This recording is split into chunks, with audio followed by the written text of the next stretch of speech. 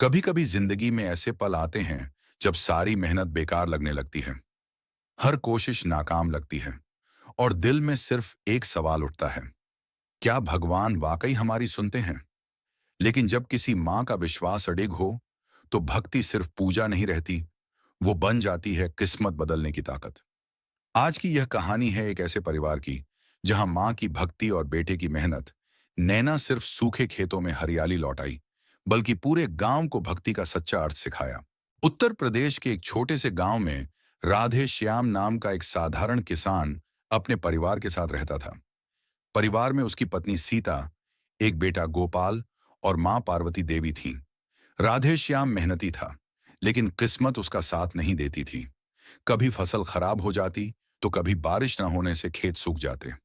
गांव वाले कहते, राधे श्याम, तेरी मेहनत तो बहुत है, पर भगवान ने तेरा साथ नहीं दिया।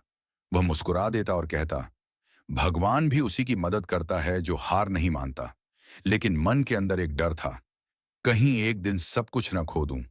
एक साल ऐसा आया जब पूरे गांव में भयंकर सूखा पड़ा।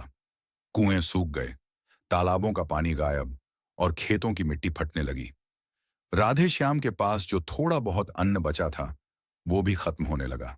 सीता ने कहा, अब क्या करेंगे जी? बच्चों को क्या खिलाएंगे? राधे श्याम ने सिर झुका लिया, कुछ बोल न सका। मां पार्वती देवी बोली, बेटा, जब कठिन समय आता है तब भगवान की परीक्षा होती है। चलो मंदिर चलते हैं, ठाकुर जी से प्रार्थना करते हैं। अगले ही दिन मां पार्वती अपने बेटे और बहू को लेकर गांव के शिव मंदिर पहुंची। वहां पहुंचते ही उन्होंने मंदिर की सफाई शुरू कर दी। सुबह सुबह घंटियों की ध्वनि में पार्वती देवी का भक्ति भाव देखकर गांव वाले भी प्रभावित हुए। वह रोज कहती, हे भोलेनाथ, मेरे बच्चों की झोली में सुख भर दो। मेहनत तो हमने की है, अब कृपा तुम्हारी हो। धीरे धीरे राधे श्याम और सीता भी मां की भक्ति में शामिल हो गए। हर शाम तीनों आरती करते, भजन गाते। गांव के दूसरे लोग भी वहां आने लगे। एक दिन अचानक बादल घिर आए। जो महीनों से आसमान सूखा था, वहां बिजली चमकने लगी। कुछ ही घंटों में मूसलाधार बारिश हुई। खेतों में नई जान आ गई। लोग खुशी से झूम उठे। राधे श्याम बोला, मां, आपकी भक्ति रंग लाई। भगवान ने हमारी सुन ली। मां मुस्कुराई, बेटा, भगवान हमेशा सुनता है, बस सच्चे दिल से पुकारना चाहिए। राधे श्याम ने अगले दिन फिर से खेतों में बीज डाले। मेहनत, विश्वास और मां की आशीष के साथ इस बार फसल खूब लहलहाई। महीनों बाद जब अनाज की बोरियां घर में भरी, तो सीता की आंखों में खुशी के आंसू आ गए। राधे श्याम ने मां से कहा, मां, ये सब आपकी आस्था का परिणाम है। मां ने धीरे से कहा, नहीं बेटा, ये तुम्हारी सच्ची मेहनत और भगवान में विश्वास का फल है। भक्ति तभी फल देती है जब मनुष्य खुद कर्म करे। गांव के लोग राधेश्याम के घर आने लगे। कोई पूछता, तुम्हारे यहां ऐसा चमत्कार कैसे हुआ? मां पार्वती बोली, चमत्कार तो तब होता है जब मनुष्य अपने कर्म और भक्ति को एक साथ रखता है। अगर सिर्फ भक्ति करे और कर्म ना करे तो भगवान भी कुछ नहीं करता। धीरे धीरे गांव के लोग भी मंदिर जाने लगे।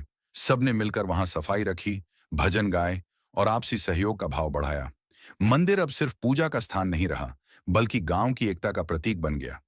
कई सालों बाद जब मां पार्वती बहुत बूढ़ी हो गईं, एक दिन उन्होंने राधे श्याम को बुलाकर कहा, बेटा, जब मैं न रहूं तो भगवान के मंदिर की देखभाल करना। यही मेरी आखिरी इच्छा है।